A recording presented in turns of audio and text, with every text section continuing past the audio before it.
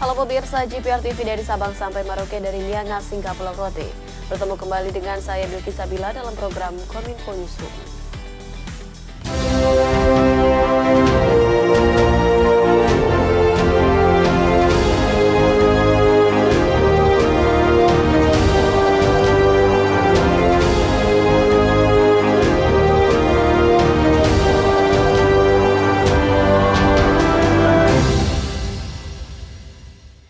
Pemirsa, inilah Kominfo Newsroom selengkapnya.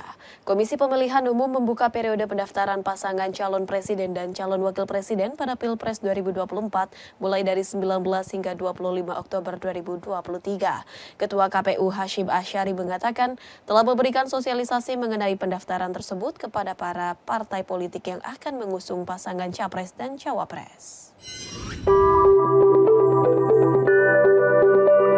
Ketua Komisi Pemilihan Umum Hashim Asyari mengatakan, pendaftaran bakal Capres-Cawapres dimulai tanggal 19 sampai dengan 25 Oktober 2023 mulai pukul 8 hingga 23.59 waktu Indonesia Barat. Hal tersebut berdasarkan terbitnya PKPU nomor 19 tahun 2023 tentang pencalonan peserta pemilu presiden dan wakil presiden. Setelah pendaftaran, proses akan dilanjutkan dengan KPU melakukan verifikasi dokumen persyaratan dokumen syarat pencalonan maupun persyaratan calon hingga tanggal 29 Oktober 2023.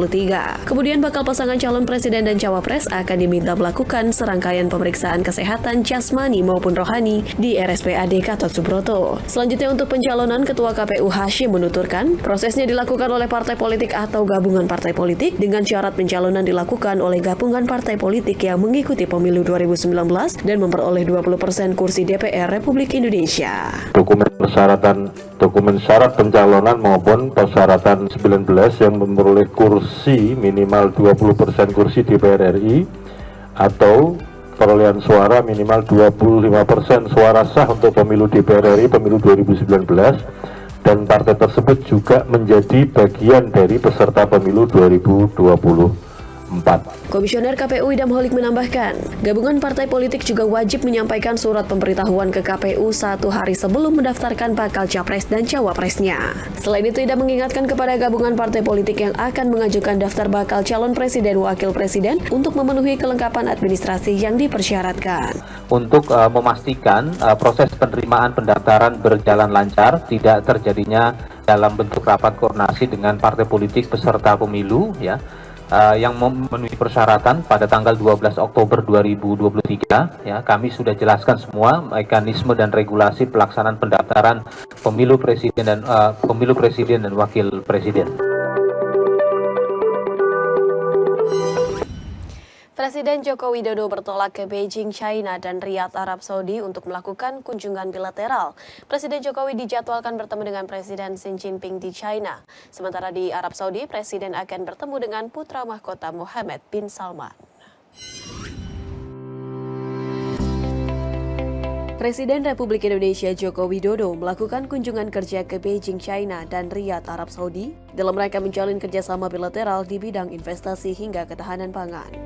Dalam kunjungannya di Beijing, Presiden Republik Indonesia dijadwalkan mengikuti 2 agenda, yaitu kunjungan bilateral ke Presiden China Xi Jinping dan menghadiri Belt and Road International Corporation yang ketiga. Selain pertemuan bilateral dengan Xi Jinping, Presiden Jokowi juga dijadwalkan bertemu dengan Perdana Menteri China dan Ketua Parlemen China. Selanjutnya pada Rabu 18 Oktober, Presiden Republik Indonesia melanjutkan kunjungan kerjanya ke Riyadh untuk dapat melakukan pertemuan dengan putra mahkota Arab dan memimpin KTT ASEAN pertama ASEAN Gulf Cooperation Organization. Sejumlah kerjasama dengan Kerajaan Arab Saudi yang akan dibahas ialah mengenai peningkatan kerjasama ekonomi, penjaminan produk halal, energi dan pembentukan Dewan Koordinasi Tertinggi. Presiden Joko Widodo bersama dengan rombongan terbatas dijadwalkan tiba kembali di Indonesia pada Sabtu, 21 Oktober 2023. Sejumlah isu prioritas yang akan kita bahas dengan RRT antara lain peningkatan ekspor Indonesia, peningkatan investasi, dan pembangunan ketahanan pangan. Pada tanggal 18 Oktober, saya akan melanjutkan perjalanan ke Riyadh, Kerajaan Arab Saudi, untuk melakukan kunjungan resmi bersama putra mahkota Perdana Menteri Arab Saudi dan memimpin KTT pertama ASEAN GCC, Gulf Cooperation Countries. Sementara itu, Wakil Presiden Republik Indonesia Ma'ruf Amin mendorong konferensi Asian African Legal Consultative Organization untuk menyuarakan agar perang di Palestina segera dihentikan. Langkah yang diambil Indonesia adalah dengan menegaskan two-state solution sebagai solusi perdamaian antara Palestina Israel. Wakil Presiden Republik Indonesia Ma'ruf Amin dalam keterangan pers usai menghadiri acara ASEAN African Legal Consultative Organization (ALCO) menyebutkan salah satu fokus Indonesia dalam pertemuan ALCO adalah mendorong agar ALCO turut menyuarakan untuk menghentikan perang yang terjadi di Palestina. Hal tersebut sesuai dengan sikap Indonesia selama ini yang selalu ingin membangun perdamaian bukan hanya di Asia Afrika, tapi juga dunia. Langkah yang diambil Indonesia adalah dengan menegaskan two-state solution, yakni solusi perdamaian Palestina-Israel.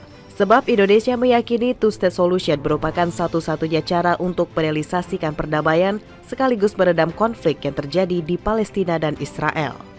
ALCO dilaksanakan di Bali pada tanggal 15 hingga 20 Oktober 2023 yang membahas berbagai isu hukum yang relevan bagi negara-negara Asia dan Afrika seperti hukum laut, hukum lingkungan, hukum hak asasi manusia, dan hukum perdagangan internasional. Konferensi ini juga menyatakan supaya perang segera dihentikan, ya, karena ini menyangkut masalah kemanusiaan. Saya kira hari ini lebih dari 4.000 orang terbunuh, karena itu harus segera dihentikan.